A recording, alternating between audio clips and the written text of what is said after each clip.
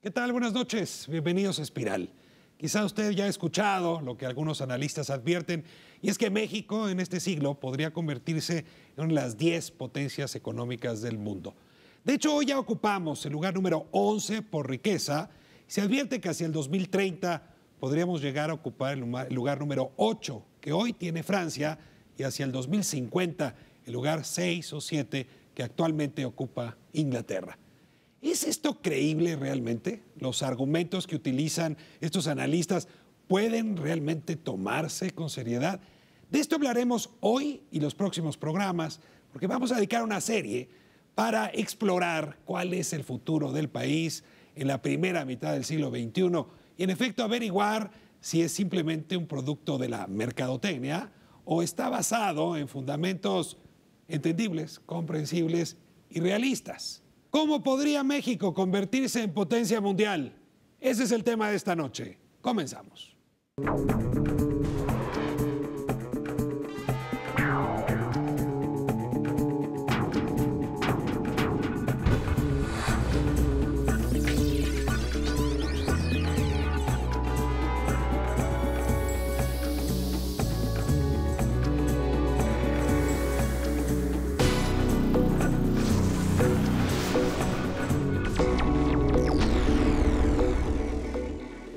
Mi nombre es Julio Millán, soy el presidente de la Sociedad Mundial del Futuro, reúne a más de cerca de 40,000, tanto académicos, empresarios y estudiosos sobre la prospectiva. El futuro no se inventa, el futuro no se predice, el futuro se construye. Pero México tiene potencialidades tanto desde el punto de vista de recursos materiales, físicos, geográficos, su posición geopolítica y humanos. Pero para alcanzar un proyecto de liderazgo y de crecimiento acelerado requiere de un plan de largo plazo, requiere de tener un concepto claro de cuál es su futuro desde el punto de vista qué es lo que queremos a largo plazo en cada una de las áreas críticas y estas juntarlas todas para que sea holístico. Dentro de las rutas esenciales, obviamente, está el Estado de Derecho. Un país corrupto jamás llegará a ser líder. Entonces, ¿cómo hacemos para que no seamos corruptos y que dentro de 50 años seamos un país que tengamos transparencia completa?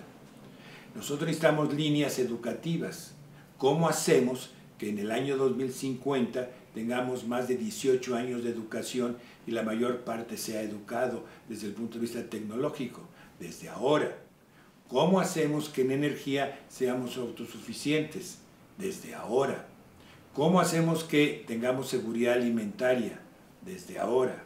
Entonces, todo ese proceso es un proceso que no son buenas ideas, son acciones del día de hoy.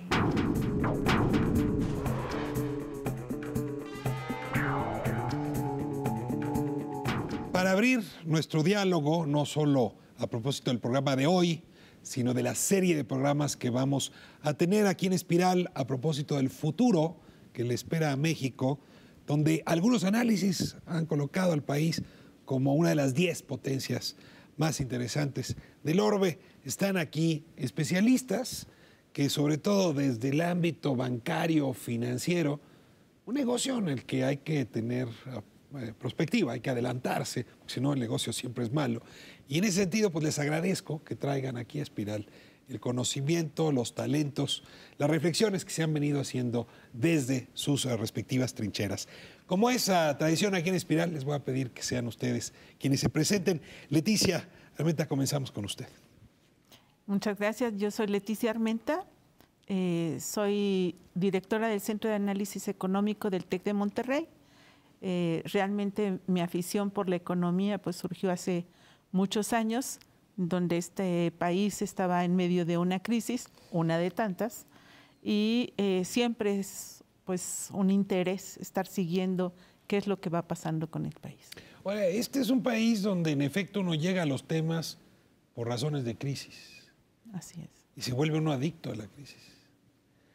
¿Hay posibilidades de que nos creamos de que el país puede ser algo distinto a una crisis? Es decir, que se pueda llegar a este tema y a la economía Pues por las buenas razones, digamos, en el sentido de la bonanza y no tanto de la escasez. Eso es algo muy interesante porque el país ha ido cambiando. Obviamente todos queremos que se resuelvan de tajo los grandes problemas nacionales. Sin embargo, si observamos los últimos 20 años en donde no ha habido esa recurrencia de devaluaciones y crisis, etcétera, la gente aún al día de hoy, después de 18 años, sigue sin creerlo. Sigue tomando previsiones, sigue pensando que el cambio de sexenio los va a tomar por sorpresa, etcétera. Es muy interesante que en el colectivo sigue esa idea presente. Es que el que se quema con leche, dice el refrán, hasta el joco que le sopla. Le doy la bienvenida a José Antonio, me da mucho gusto tenerlo aquí en Espiral. Le ruego que se presente usted. Un gusto para mí estar con usted, Ricardo, y con tu auditorio. José Antonio Quesada Palacio, socio líder de clientes y mercados en la consultora PwC. Y mejor conocida como Pricewaterhouse. Es correcto, PricewaterhouseCoopers. Y ahí estoy precisamente en el ojo del huracán porque es cuando están los clientes y nuestros mercados recibiendo esos embates de la globalización y palpando qué tan cierto es que vamos a hacer una economía tan promisoria, sobre todo porque estás viendo que no solo se dan los grandes cambios en las empresas globales como una modelo que acaba de cerrar su transacción, sino también se dan los cambios en empresas de otro tipo de nivel, pero que son estratégicas para el futuro de este país. ¿Quién es el cliente típico de PricewaterhouseCoopers? Pues gracias por hacer la pregunta, porque muchas veces piensan que es el gran consorcio, el conglomerado que tiene sofisticaciones y complejidades, que sí lo es, o sea, sí son muchos de nuestros Coca-Cola o a Modelo. Definitivamente sí, pero tenemos una división que al mismo tiempo con las proyecciones que estamos viendo se cuelgan de las empresas emergentes. Todo el tema de emprendedurismo es algo que está muy de boga en nuestro despacho. Y que están interesados en saber hacia dónde se mueven los mercados. Esa es la pregunta. ¿Los mercados financieros sobre todo o los mercados en sentido? Los mercados en general. De consumidores, de bienes, de capital. Por ponerte un ejemplo muy rápido. Pasó la Feria de Tecnología al inicio de este año en Las Vegas y te das cuenta que las grandes empresas de cable es probable que salgan del mercado porque todo se va a mover a Wi-Fi. Entonces, ¿en dónde van a estar tus clientes en 5 o 10 años? Pues muy probablemente ya no estén en las cableras, es probable que estén en las tecnológicas. O sea, ustedes tienen una bola de cristal, pero racional y argumentada. Ojalá sea bola de cristal. Lo que sí te puedo decir, sí estamos modelando y palpando hacia dónde se están moviendo las industrias. Ustedes publicaron recientemente Banking en el 2050. Es uno de estos reportes que van construyendo este argumento central de que México puede convertirse en una de las 10 potencias del orbe en este siglo. Este reporte, ¿cómo se hace? ¿Cómo se construye? ¿Qué contiene? A ver, ¿por qué le tendría yo que creer? Para decírtelo rápido. Es una excelente pregunta y te puedo asegurar que yo también me lo he cuestionado, porque es un modelo que creamos conjuntamente con unos economistas que tenemos en el Reino Unido y la gente del London Business School, y este modelo estaba relacionado primero con el crecimiento histórico del PIB, en segundo con la demografía, el componente de demografía era muy importante. ¿Qué tan ricos? ¿Cuántos son? ¿Cuántos son? La inversión. Es ¿Cuánto decir, dinero llega? ¿Cuánto dinero llega o de cuánto dinero vamos a disponer? Que es la parte interesante de banking. Tercera variable. La parte de educación, que se me hace interesantísima. La parte de innovación y tecnología. Con esas 6 variables, tú puedes predecir qué potencias va a haber en los siguientes 50 años. Efectivamente. Vamos a probar qué tal funciona el modelito. Le doy la bienvenida a Sergio Martín Moreno. Me da mucho gusto tenerlo aquí en Espiral. Muchas gracias por la bienvenida. Y sí, yo soy el economista en jefe de HSBC aquí en México y mi trabajo fundamentalmente se refiere a tratar de proyectar las principales variables económicas, o sea, actividad económica, tipo de cambio, inflación, movimientos de política monetaria, política fiscal, y todo aquello que impacta a la economía mexicana de fuera, exportaciones, demanda externa, tasas de interés internacionales, liquidez internacional, bonos, etcétera. Entonces, yo soy la persona que hace las proyecciones para ver, tener esa referencia sobre la cual los agentes económicos en México, los consumidores y los productores toman las decisiones económicas. Toda decisión económica es a futuro.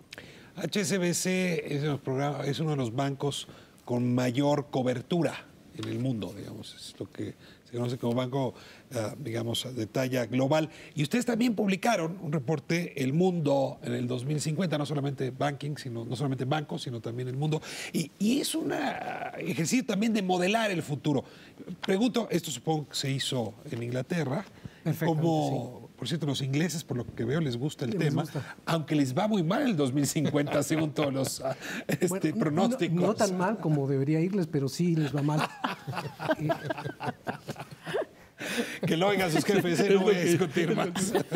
O los jefes están en Nueva York. No, en Londres, pero de cualquier manera no entienden español.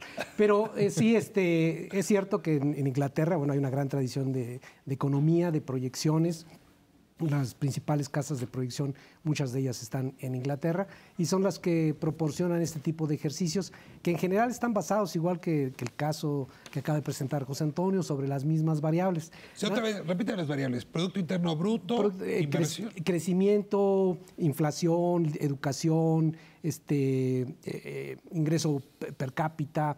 Y todas estas variables, cuando las combinamos en un modelo econométrico, se proyectan, que además ha habido muchos teóricos, Barro en Estados Unidos, que los proyectan, hacen para todos los países y entonces ahí se ven las diferencias que están. Como es natural, todo esto se basa en supuestos y cambiando los supuestos puede cambiar el orden de los países y hablar de que México puede llegar al 7º, al 8º lugar, desde luego con base en esto es correcto. Pero tendríamos que revisar los supuestos para ver si esto es así. Mi principal objeción, no solamente para lo que presenta José Antonio, sino para lo que presento yo, es el caso de que hoy México está en un momento de cambio estructural. Y entonces, para proyectar todo eso se utilizó la historia. Y nuestra historia reciente no habla bien de nosotros. Entonces, si así podemos llegar... Si así de mal nos va tan bien, nos va tan bien. ¿Cómo será si nosotros tomamos en cuenta la posible dinámica que se está imprimiendo al país? No digo este año, pero sí, digamos, recientemente desde que el Tratado de Libre Comercio con Estados Unidos se estableció. Entonces, a partir de allí, y otro elemento que además también es muy importante mencionar, la situación geopolítica de México es básica para entender dónde vamos a estar. Vamos despacio, lo decía de broma con Leticia hace un momento. Es probable que mucha gente que esté viendo el programa ahorita ya le haya apagado, porque le parezca esto una promesa falsa. Y en México nos enojan las promesas falsas. Creo que estamos agotados de expectativas no cumplidas. No solo en la economía, también en el fútbol y en tantos otros temas. Y no hablemos de fútbol. Y no hablemos de fútbol.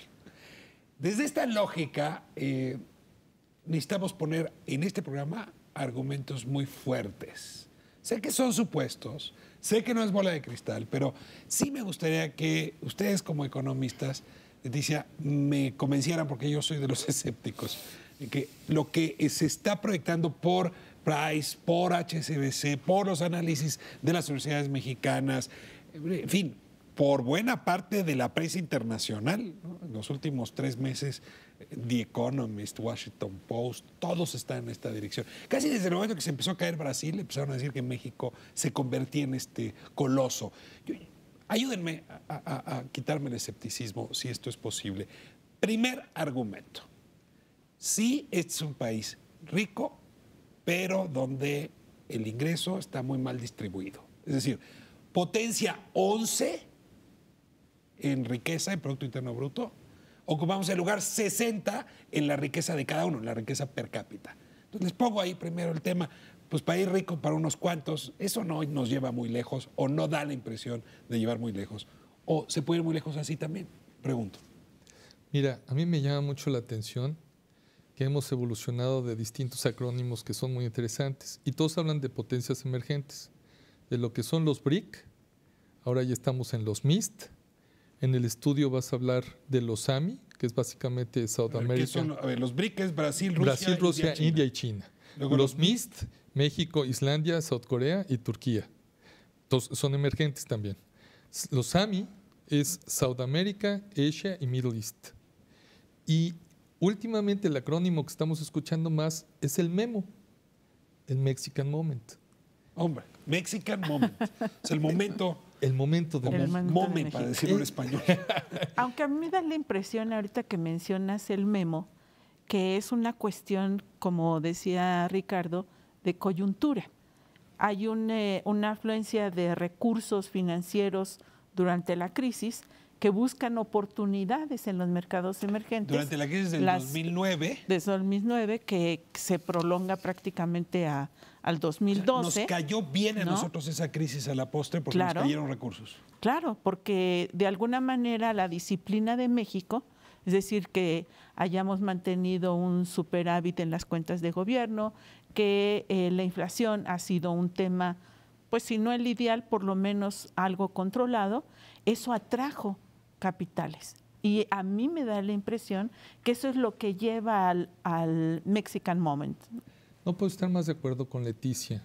Y por eso cuando tú mencionabas, demuéstrenmelo a mí, curiosamente todo este modelaje financiero donde más fue discutido fue precisamente dentro de la sociedad mexicana, me refiero a sociedad dentro de la firma mexicana. Hay algunos datos duros que son A ver, fácilmente... dentro de Pricewaterhouse Mundo no hubo discusión, No hubo México va discusión. bien. En México, Dijimos cómo se construyó el modelo. Y ahí es donde caemos El mito. al tema de los claroscuros que como país mantenemos, ¿no?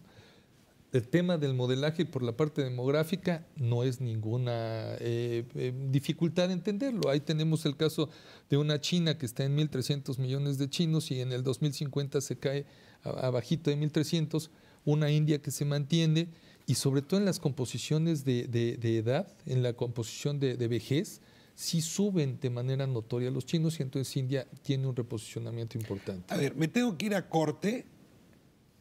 Tengo que regresar al tema del Producto Interno Bruto, la riqueza, pero dejo sembrado esto.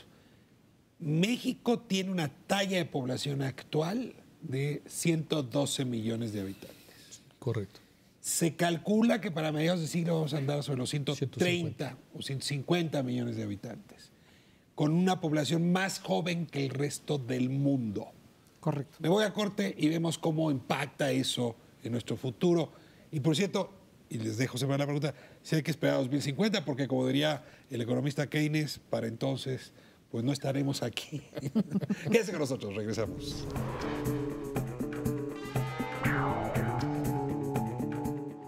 Bueno, de ser factible es factible, pero tiene que pasar algunas circunstancias. Primero, lograr un mejor avance en nuestra educación, ¿verdad? Y sobre todo que haya menos corruptela de parte de nuestras autoridades, ¿verdad?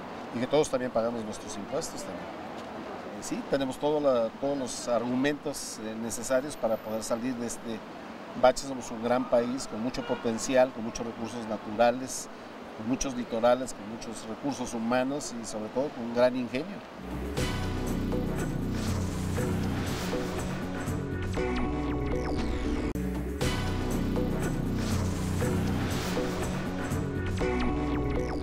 Raimundo Tenorio Aguilar, director de la carrera de Economía y Finanzas en el Tecnológico de Monterrey, Campus Santa Fe. México va a avanzar en cuanto a la calidad de sus recursos humanos, tiene un bono demográfico que es afortunado el poder preparar a esta juventud en competencias de todo tipo, tecnológicas, técnicas, científicas, etcétera. Entonces, el capital humano puede dar ese potencial. Y hay un relevo, afortunadamente, generacional en estos liderazgos, en donde los jóvenes están sobresaliendo por sus capacidades, por su talento y sobre todo porque se han convertido en ciudadanos del mundo. Entonces, estos líderes mexicanos que hoy se convierten en ciudadanos del mundo, sí son evidentemente una fuerza que tiene que mover a las capacidades de esta generación de jóvenes que hoy tenemos. Las megatendencias justamente de carácter tecnológico y social apuntan a que tendremos consumidores más inteligentes, más ecológicos, los minerales fósiles dañarán seriamente el ambiente de no tomarse más medidas como las que hoy se toman. Entonces me parece que estamos a tiempo de tomar muchas medidas para generar ese alto desarrollo. Tenemos desde luego mucha capacidad de aprender. México bien en este momento no puede ser calificado de un país de desarrollo de vanguardia en sustentabilidad, en desarrollo tecnológico para aprovechamiento de recursos naturales, pero estamos aprendiendo bien, eso es lo importante. Estamos de vuelta en Espiral hablando del futuro promisorio que algunas voces de profeta han traído a México y que todavía aquí no nos convencen, aunque le traemos ganas a creerlo, hay que decirlo del otro lado. Y yo ponía una de estas contradicciones de nuestra sociedad. Ya hace tiempo que estamos entre las 15 economías más importantes del mundo, la 14, la 13, la 11. Producto Interno Bruto, la verdad es que la cifra no es mala, pero traemos una pésima distribución del ingreso que hace que ocupemos el lugar 60 en lo que llaman ingreso per cápita, es decir, cuánto ganamos cada uno de los mexicanos en promedio. Pregunto si esta contradicción entre el lugar 11 y el lugar 60 per cápita, Producto Interno Bruto, no limita, no impide esta llegada al futuro tan prometida por los distintos pronósticos. Y Sergio, déjeme lanzarle directamente la pregunta. Bueno, tienes razón en términos de hacer la distinción entre lo que es el lugar por el monto del Producto Interno Bruto y lo que nos tocaría teóricamente a cada uno de los mexicanos al dividir ese producto por el número de habitantes. Esto nos lleva a decir que, por ejemplo, China va a ser el primer país en cualquiera de las categorías que estamos hablando, porque son muchos chinos que producen, por poquito que produzcan, producen mucho y van a ser los que tengan el PIB mayor del mundo. Ahora, el PIB per cápita que los chinos van a tener en cualquiera de los años que elijamos va a ser relativamente bajo. México, con el PIB que tiene, es un país grande, o sea, es un país geográficamente grande que tiene un PIB relativamente mayor, por eso siempre nos encontramos en estos lugares 10, 15 y que por lo mismo cuando lo dividimos por la población nuestro ingreso es solamente un ingreso medio, es decir, dependiendo cómo lo midamos, con qué parámetro, anda en $11,000 o $15,000 si ajustamos por paridad de tipo de cambio. Pero el caso está en que esos $15,000 no los recibimos al año de manera pareja y es ahí donde entra la pregunta de la distribución del ingreso. En México tenemos una distribución del ingreso que no es, digamos, una buena distribución del ingreso. Unos cuantos muy ricos, muchos en la parte media, más bien baja de la pirámide más bien baja económica. y tenemos cerca del 40% por debajo del nivel de pobreza. Entonces, esa situación no permite al país tener no solamente un mayor crecimiento, sino una mejor dinámica. Pero ¿quién se va a creer que este país va a ser potencia del mundo con esa distribución? Bueno, hay peores, pero y también van a ser potencia. Es decir, Estados Unidos también no tiene una muy buena distribución del ingreso, mejor que nosotros, pero no tan buena y es potencia. Y hay otros países que están así. Los países socialistas, allí la distribución del ingreso es muy pareja, pero porque en términos de nivel de pobreza, China, o África, etcétera. Entonces, hablar de distribución del ingreso es también relativo. Hay que ajustar por esa situación en que tenemos países que son realmente miserables, pero la distribución del ingreso es estupenda en términos de igualitaria. De equidad. De equidad. Sin embargo, ¿no es la pobreza un límite precisamente para el crecimiento? No, me totalmente. llamó mucho la atención, estuve leyendo precisamente el reporte de ustedes y ¿por qué no considerar, de HSBC exactamente, por qué no considerar ese freno que la pobreza puede poner al crecimiento? Porque lo hemos visto en los últimos años, como el país, dado que pierde impulso el sector externo, pues no tiene la otra vía que es el interno, porque el consumo está retraído debido justamente a estos niveles de pobreza. Puesto en otros términos, 112 millones de habitantes, 150, con potencial de consumo fuerte, dan un país mucho más vigoroso que 15, 20 millones con capacidad de consumo fuerte y el resto muy limitado. No, pero siempre más es mejor, eso no hay discusión. El problema de la pobreza se refleja en otros indicadores como es el nivel de educación y la parte demográfica de la gente que tiene edad para trabajar e impulsar al país. El caso de que la pobreza sea un obstáculo, sí es un obstáculo y sí es necesario tener una red social para tratar de que conforme la economía crece, ir incorporando a esos individuos que están fuera para que pasen a tener una demanda interna. Pero la demanda interna no se crea repartiendo la riqueza, la demanda interna se crea a través de las reformas estructurales que necesita el país para subir el nivel de ingreso de la gente a partir de actividades económicas precisas. Mira, yo creo que el tema de la distribución, y si te acuerdas del modelo, la fórmula, había la parte de lo que corresponde a la inversión de capital, qué capital va a ser el que va a estar empujando este país.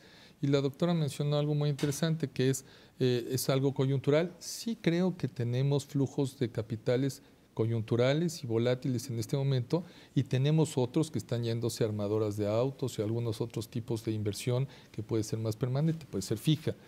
Yo creo que aquí estas reformas estructurales que tú estás mencionando son muy importantes. Estamos hablando de una que hemos pasado muy rapidito, que es la reforma del sistema financiero.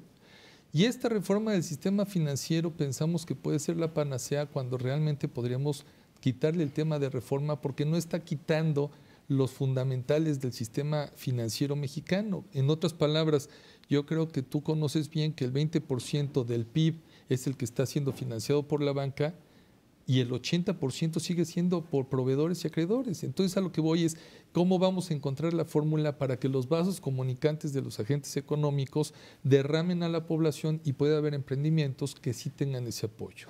Digo, 8 de cada 10 mexicanos no son atendidos por la banca que hoy tiene oficinas en Avenida Reforma. No están ahí, ¿no? En efecto, ¿cómo hacer que esos 8 de cada 10 pasen a formar parte de la fiesta? O, y perdón que vuelva a insistir la pregunta, o no importa. No, yo creo que sí importa y mucho. Yo creo que mientras más mexicanos tengan mejor y más alta productividad, es como el país crece, es a través de la productividad. Estamos claros que esa es una barrera. De la formalización del mercado de trabajo. Regreso a la segunda, que ya habías adelantado. O sea, en el tema, digamos, de la demografía. O sea, tener muchos habitantes, contra lo que se decía hace algunos años, es una buena cosa. Y es una buena cosa porque aumenta la fuerza laboral. Y si esa fuerza laboral está bien capacitada, todavía es mejor. Y luego tener una fuerza laboral abundante y más joven en comparación con otros países, también es una buena noticia. A partir de estas dos premisas, ¿cómo andamos? Porque cuando yo veo 1.300 millones de chinos, pues 150 me parecen re poquitos, pero a lo mejor no hay tantos países de 1.300 millones, ¿verdad? No, bueno, pero toma en cuenta una cosa también. Hoy hablabas de que tener una población grande es una buena cosa. Hay que tomar el caso, por ejemplo, el de la India. La India, a pesar de los grandes números que tiene en términos de PIB y que puede estar en el cuarto, quinto lugar de este ordenamiento, no va a avanzar mucho en términos de bienestar para la población en la India. O sea, son demasiados y además con baja productividad cada uno de ellos y con grandes obstáculos por parte gubernamental y de estructura social y religiosa inclusive. Entonces, en ese sentido, ahí hay muchos obstáculos que afortunadamente no tenemos en México. O sea, hay una talla óptima de país. Déjame abundar sobre eso. Ni tanto que quema el santo, ni tanto que no lo alumbre, una talla manejable de población. Que puedas educarla, que puedas hacerla eficiente, que puedas establecer la infraestructura, que puedas hacer las instituciones o desarrollar las instituciones como está en los países desarrollados. Lo que hace a los países desarrollados son las instituciones. Déjame darte algunos datos que se me hacen muy interesantes. En este momento tenemos de 112 millones de habitantes aproximadamente, 45 que es la población económicamente activa, es la que está cargando al país. Y los demás son niños o adultos mayores. Exactamente. Adultos mayores que pueden estar en un rango de 55 a 74, que quizá podríamos discutir si son mayores o no, porque 55 a 65 todavía pueden tener un horizonte muy interesante. En el 2050 vamos a tener 31.6, es decir, de 11.4 a 31.6. Adultos mayores. Adultos mayores, se nos triplica la fórmula. ¿A qué voy con eso? Y sí, se hace más chiquito el tramo de una población económicamente activa joven. Se aplana la población joven. Entonces pasamos de 45.1 en económicamente activa a 55.6. Entonces a lo que voy es, vamos a tener mucho más presión en las pensiones. Vamos a tener mucho más presión en cuanto a todos los bienes y servicios que esta población va a requerir. Ahora, quisiera irme por el lado optimista. Hay poblaciones en Europa que para el 2050 se supone que el bloque de la Comunidad Europea va a representar cerca del 5% del PIB del mundo. ¿Qué quiere decir con eso? Que va a haber comunidades que ya están desapareciendo y que los activos que han generado, que esa parte creo que de la parte bancaria se me hace muy interesante, ya no hay quien te los compró. A ver, 55 millones de personas en edad productiva puede ser muchísimo, porque es probable que Japón no los tenga para 2050. Claro, es claro. probable que no los tenga Francia, no los tenga Inglaterra. Correcto. Sin embargo, 55 millones, decía Sergio, que no sean productivos y no tengan capacidades de educación son un lastre. Y dos, ¿de qué sirve 55 millones de habitantes si las oportunidades son mejores en el país de junto? Entonces, en lugar de esos 55 millones, 25 se van al país de junto. Es decir, no hay en ese sentido nada seguro, simplemente hay una potencialidad. ¿Cómo hacer que esa demografía sea una ventaja para México, Leticia? Bueno, fundamentalmente, y ya lo apuntaba Sergio, una de las claves para el desarrollo, sin lugar a duda, es la educación.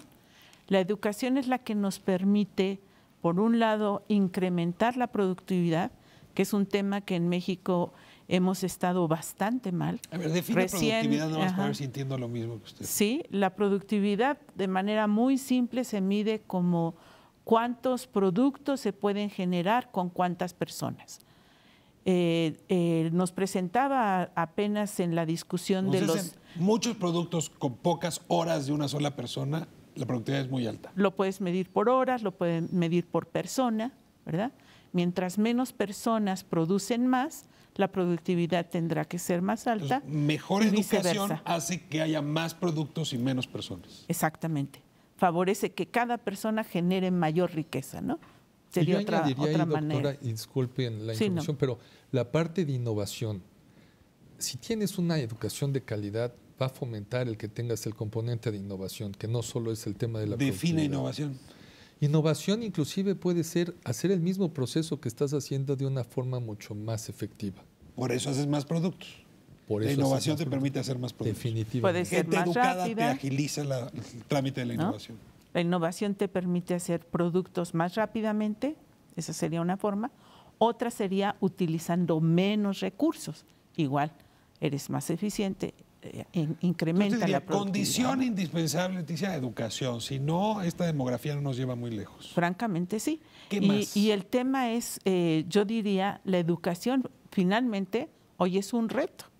Es un gran reto porque tenemos un sector público, todos lo hemos escuchado, ha estado en los medios muchos tiempos, muy deteriorado. Las pruebas nos anuncian, las pruebas internacionales, siempre en los menores lugares. ¿Se Luego refiere usted tenemos un sector... ¿A la educación o o a la burocracia mexicana? A la educación, al rendimiento que O sea, tienen los reportes PISA y otros los, nos muestran que el rendimiento es poco. Exactamente, al rendimiento que tienen los alumnos en áreas claves, las matemáticas, la comunicación, que estas dos piezas son la base para todo lo demás, ¿no? Entonces ahí yo veo un reto, y veo un reto porque incluso en algunos momentos de esta prueba enlace nos permite hacer comparaciones del sector público contra el privado a nivel primaria y secundaria, No hay diferencia. y son muy semejantes. No hay diferencia. Entonces tenemos el reto de la educación para que esta demografía se nos vuelva una ventaja. Y déjenme insistirles con el tema. ¿Y cómo hacer que ese capital humano trabaje en México y produzca en México? Porque si le seguimos regalando el bono demográfico a nuestros vecinos, pues a lo mejor a ellos les va mejor de lo que nos podría ir a nosotros. Y me voy a corte para que me ayuden. O a lo mejor eso tampoco importa, pues a lo mejor vale la pena que se vayan, sean muy productivos allá, con tal de que nos sigan mandando remesas, que por cierto cada vez son menos. Quédense con nosotros, seguimos en Espiral. Híjole, pues 2050 yo lo veo todavía muy apresurado, no creo que de aquí al 2050, digo, son pronósticos que tienen diciéndose desde hace un montón de tiempo, no es nada nuevo. En México lo están esperando en el primer mundo desde hace por lo menos unos 30 años, yo creo, y no sé por dónde ahorita, y menos aún con este problema de inseguridad y todo este avispero que se ha desatado, motivo también de todas esas condiciones, ¿no?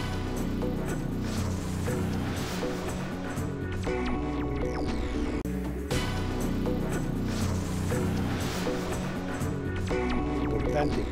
Uno de los elementos centrales para tener un proyecto de largo plazo es salirse del concepto de la mediocridad y pensar que los éxitos cortos sean los éxitos mayores.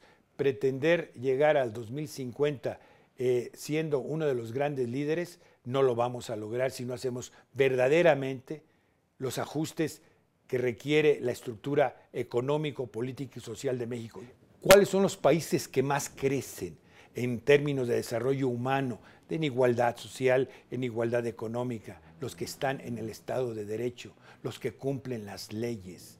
Porque hay países riquísimos, riquísimos, que tienen muchísimos recursos. El caso, no quiero señalar alguno porque luego se van a enojar mis amigos de América Latina o de otras partes del mundo, pero la realidad es que son riquísimos y son realmente muy pobres. Aquí requiere una actitud individual y una actitud grupal. Aquí los empresarios jugamos un papel importante, aquí los académicos jugamos un papel importante, aquí los sindicatos juegan un papel importante, aquí todos juegan un papel importante. Si no logramos crear ese liderazgo, que todos hagamos un papel, digamos, determinante, es una buena actitud pensar en la grandeza cuando todavía vivimos a un nivel de mediocridad.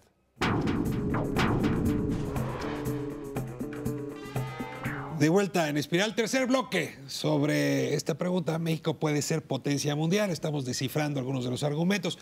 Sergio, nos fuimos a corte justamente con esta discusión sobre la migración mexicana como un tema que podría estar drenando nuestro futuro, lastimándolo. O quizá no. Le pregunto si en efecto la migración a los Estados Unidos de nuestro bono demográfico nos lastima o nos favorece. Bueno, el problema está en que ya la decisión de regalar ese bono demográfico que hacías mención ya no es nuestra. Y parece ser que no lo va a hacer en el futuro. Ya no es nuestra, ¿de quién es? Es de los propios Estados Unidos. Es decir, al hacer un endurecimiento de la política migratoria en Estados Unidos, como lo han estado haciendo en estos últimos años, han impedido y han bajado de 500,000 de habitantes de mexicanos que iban en el 2005 a Estados Unidos como migrantes, se logró reducir a 0 hace un año y hoy está ligeramente mayor. Pero sí, va a ser... Dicen que en 10, 12 años eso se vuelve a abrir. Eso lo vamos a ver, pero lo que planteo aquí son estos cambios estructurales que cambian los supuestos de estas proyecciones que hacíamos mención. Mi hipótesis es de que si nosotros introdujéramos no tanto lo histórico, sino lo tendencial, es decir, hacia dónde vamos, nuestro lugar podría ser incluso más arriba del 8º, del 7º que estamos hablando. Es decir, ¿sí ve posibilidad de que esos 55 millones de población económicamente activa produzcan mucho en México? Yo ahí quisiera añadirle al comentario de Sergio algo que quizá han notado en otros ámbitos, pero a mí de manera pragmática lo veo en el trabajo. Curiosamente, lo que está pasando en Europa, donde hay un desempleo de arriba del 20% en España, pero que en los jóvenes de 25 a 35 años está arriba del 50%, lo que ha sucedido es que ellos no quieren dejar pasar más tiempo sin desocupación y prefieren tomar un empleo poco remunerado, aunque sea en otro país, y México siempre será su primera opción. Entonces, ¿qué nos está sucediendo? La currícula que tenemos de gente que quiere venir a trabajar en México ha sido incremental y muy, muy interesante. A veces es un tema que uno piensa en migrantes y entonces pensamos migrantes centroamericanos. Pero sí es cierto que en la Ciudad de México se empiezan a ver pues, migrantes sudamericanos de manera importante, estadounidenses, europeos. O sea que podría ser estos 55 millones y quizá un poco más si las oportunidades crecen. Eso es lo que está diciendo. Yo así lo estoy palpando y le diría algo más. Veo dudas en Sergio.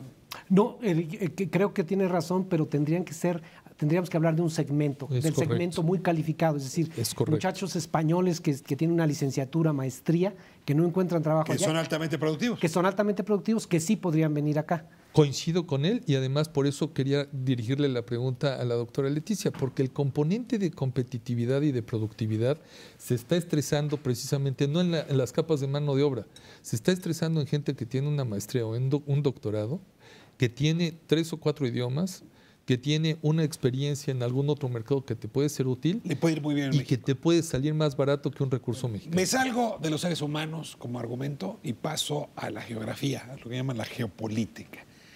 Si tomo ahorita, imagínense el mapamundi, Y vemos a México que tiene pues varias ventajas. Una, entre sus dos costas, la del Pacífico y la del Atlántico, la distancia es poca. Hay dos sierras incómodas para pasarlas, pero es más corta esa distancia que la que hay entre Nueva York y Portland. Claro. Entonces, en ese sentido, conectamos a los dos océanos comercialmente más potentes o más interesantes del mundo. Dos, una frontera, lo decimos al cansancio, con el mercado más grande del mundo. El de ahora, no estamos pegados a China, pero Estados Unidos parece que no le va a ir tan mal este siglo. Y en ese sentido también hay una gran ventaja. Y luego, pues hablamos español en un subcontinente donde se habla español y con una entrada a Europa donde también se habla español. Eso nos puede dar también una fuerza. La geopolítica, ¿qué nos dice como argumento para el futuro del país, Leticia? Bueno, ahí lo que yo revisaba era justamente México en el concierto de la APEC, que es esta organización hacia el Pacífico, en donde coincidentemente, al revisar los reportes tanto de HSBC como de Price Waterhouse, ambos coinciden en esta muestra de naciones que colindan hacia el Pacífico. Algunas emergentes, como nuestro país, otros en un nivel un poquito más elevado de desarrollo, como se ha mencionado ya, y en donde esta es una gran oportunidad. Excepto Brasil. Justamente, excepto Brasil, justamente porque está el mercado chino y están otros mercados también asiáticos que coinciden en esta convergencia. O sea, mirar al Pacífico es una buena cosa. Conectar al Pacífico con el Atlántico también lo es. Desde luego que lo es, pero ¿sabes qué es más importante? Estar donde estamos. Simplemente junto a los Estados Unidos somos la plataforma de exportación más idónea para los americanos. También lo podrían ser los canadienses, lo que pasa es que los canadienses son más caros que los mexicanos. ¿En sueldos? ¿O en salarios y en nivel de vida, ellos son como si fuera una extensión de Estados Unidos. Si nosotros tomamos el centro continental de Estados Unidos, es Wichita, Kansas. La distancia de Wichita, Kansas a Washington o a California es la misma que hay de Wichita a la Ciudad de México. Es decir, si Estados Unidos en lugar de ser un rectángulo fuera un cuadrado, México, la Ciudad de México, ya no digamos la frontera y todo lo que hay de aquí a la frontera norte, estamos dentro del radio o dentro del centro de los Estados Unidos. Pero a ver, vuelvo al tema, está muy bien. Eso tienes. Estamos muy bien ubicados. Esa posición la tienes y tienes un tratado de libre comercio, tienes los canales de distribución y por eso se explica el que los japoneses estén viniendo a poner fábricas de autos, el que los alemanes vengan autos, cristales, de todo, porque no es tanto que le vendan a los mexicanos, sino ellos están viendo venderle a los americanos. Ahora, ¿cómo andamos para conectar esos mercados? Porque, pues, las carreteras que unen a Ottawa con Washington son buenísimas, y el ferrocarril y los puertos. Y bueno, yo no dudo que Manzanillo está creciendo, en Veracruz el puerto está creciendo, pero no son Hong Kong, no son Shanghái como puertos. Y luego nuestro ferrocarril, pues hace rato lo dejamos, y las carreteras, pues tenemos un par de buenas carreteras, pero sobre todo para conectar este oeste no.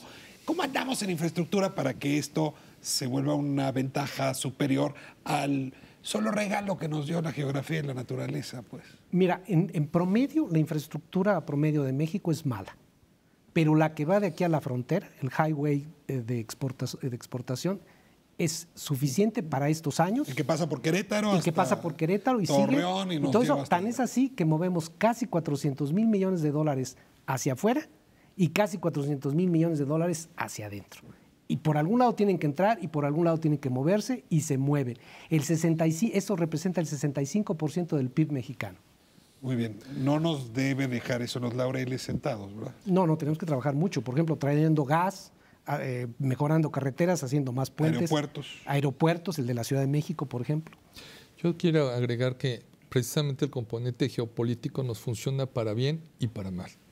¿A qué voy con esto? A ver, ¿dónde para mal? Porque ya vimos para qué. Para mal, esto no te va a evitar que sigas teniendo el trasiego de drogas. ¿Por qué? Porque tu ubicación te permite la entrada al mejor mercado. Bienes buenos y bienes malos. Definitivamente. Digamos, entonces ahí la estrategia como país para poder manejar estas situaciones de bienes buenos y bienes malos es estratégica. Y hay otro componente que se me hace muy importante. En el estudio que manejamos, la parte de geopolítica viene unida con el tema de recursos naturales. Yo creo que en el 2050 hay un escenario que no conocemos en cuanto a el abasto de agua, por ejemplo. Todos los procesos que tenemos que ver vinculados con el agua, no sé si necesariamente con un componente de innovación ya no los van a requerir porque va a ser altamente. Me quedan 5 minutos, pero voy a ligar lo que estás diciendo. Uno de los temas centrales es ponerle energía, no solamente humana y ganas y neuronal al cambio, sino energía, es decir, gas, petróleo, electricidad. Yo ahí sí pregunto, Leticia, ¿cómo andamos en ese tema? Porque el petróleo se nos está acabando, por eso nos dicen, no hemos logrado apostarle seriamente en la energía renovable, claro. Y sin energía, pues todo esto es un sueño de opio. Sí, francamente el sector energético es neurálgico para el crecimiento de cualquier economía. Y además, la vida de hoy demanda mucha mayor energía que lo que era hace 15 años, no tan lejos, hace 20 años. Entonces, yo veo allí retos muy importantes para el país. Nos decía ahorita Sergio, traer gas.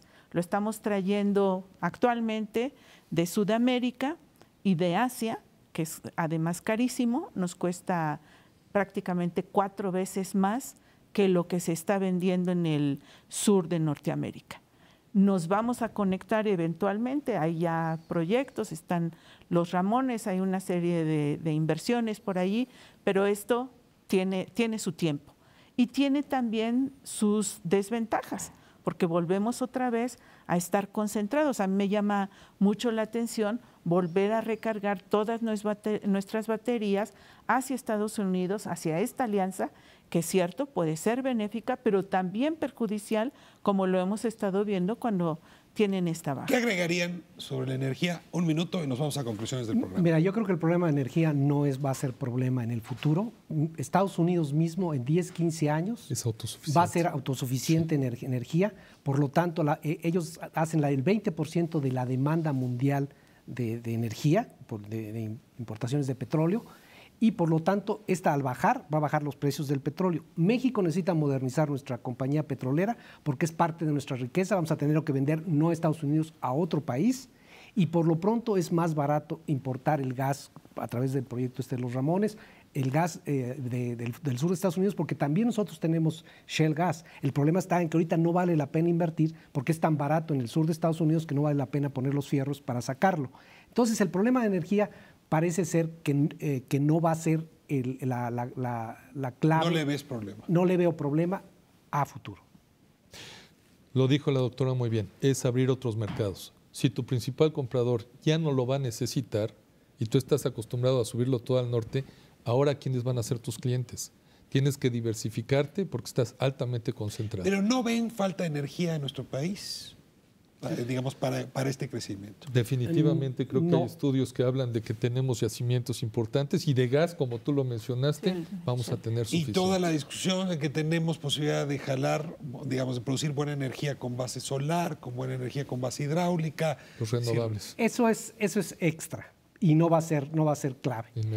Y sobre la cuestión de diversificación sí difiero. Yo creo que la diversificación en México es un mito. Vamos a seguir usando petróleo. No, me refería a la diversificación en términos de mercados. Y que se mencionaba, es decir, yo creo que es un mito en términos de lo que uno debe dirigirse. Desde luego somos el país con más tratados comerciales en México, en el mundo, 44 tratados comerciales, con el 65% del PIB mundial. Y el gobierno ha hecho el mejor esfuerzo y lo sigue haciendo con esta último alianza. Pero México va a seguir ligado a Estados Unidos y es, digamos, irrelevante tratar de despegarse de donde estamos bien. Es una discusión de lo más interesante. Lástima que nos fue el tiempo, sobre todo me hubiera gustado seguirlos aprovechando, pero el tema lo vamos a seguir tratando. Hemos decidido hacer una serie justamente sobre cada uno de los temas que ustedes hoy nos presentaron de una manera de introducción. Vamos a hablar de la demografía, vamos a hablar de la energía, vamos a hablar de la geopolítica, vamos a hablar de la productividad. Es decir, de todos esos elementos que tendríamos que tener bien analizados, pues para saber si esta perspectiva que nos dicen los medios internacionales, las agencias, las calificadoras, tiene algo de realidad. Ahora, no deja de sorprender que allá afuera nos vean re guapos y aquí nos queramos ver siempre tan feos. Hay algo en esa contradicción que también valdría la pena ser analizado. A lo mejor no en este programa, en otro que se dedique a la antropología, pero hay que también observarlo. Nos vemos el próximo miércoles, 10 de la noche, 11 TV México. Muchas gracias por habernos permitido entrar a sus hogares.